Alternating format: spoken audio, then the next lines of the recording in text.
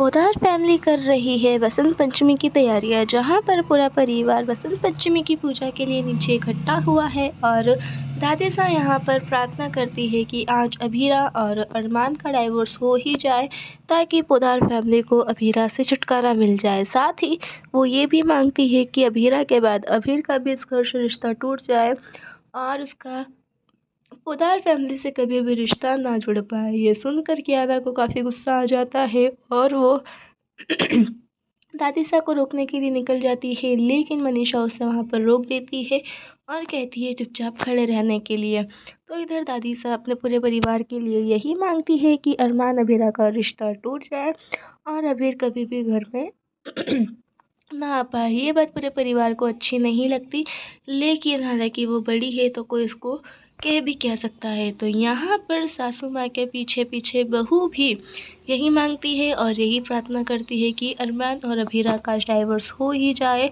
और इनके बच्चे अरमान को उस लड़की से छुटकारा मिल जाए। हालांकि इन दोनों की ये बातें किसी को पसंद नहीं आती है, लेकिन ये फिर भी भगवान से यही प्रार्थना करती है। तो इधर अभीरा पहुंच रही है कोर्ट रूम की दूरी मात्र 200 मीटर है, लेकिन इसकी हिम्मत नहीं है कि ये कोर्ट में चली जाए, इसलिए बाहर वाले मंदिर में ही खड़ी रहती है।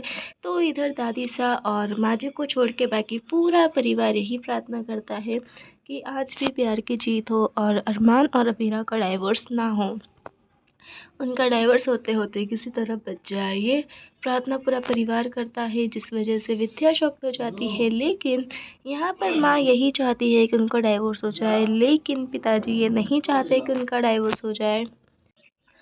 तो इधर अरमान यहाँ कोर्ट रूम में वेट कर रहा होता है, जिस वजह से जज को गुस्सा आ जाता है और वो कहती है कि अब आपकी क्लाइंट बहुत ज़्यादा लेट हो चुकी है, मतलब अभीरा बहुत ज़्यादा लेट हो चुकी है, इसलिए इन्हें इनकी जो डाइवोर्स डेट है वो 1 हफ्ता पोस्टपोन कर दी गई है। और जज उठ के वहाँ से चली जाती है, जिस वजह से चारू तो हालांकि खुश होती है, लेकिन ये दोनों खुश नहीं होते हैं।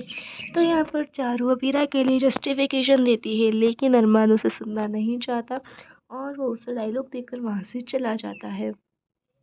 तो इधर अबीरा अपने रिश्ते के लिए भगवान के सामने खड़ी होती है और उनसे प्रार्थना करती है कि वही करिएगा जो कि सही हो। उसी वक्त वहाँ पर आर के आ जाता है और आर के काफ़ी सहमी हुई सी हालत में आता है और आकर अबीरा से हेल्प मांगता है और कहता है कि उसकी माँ को हाल फिलहाल उसकी बहुत ज़्यादा ज़रूरत है।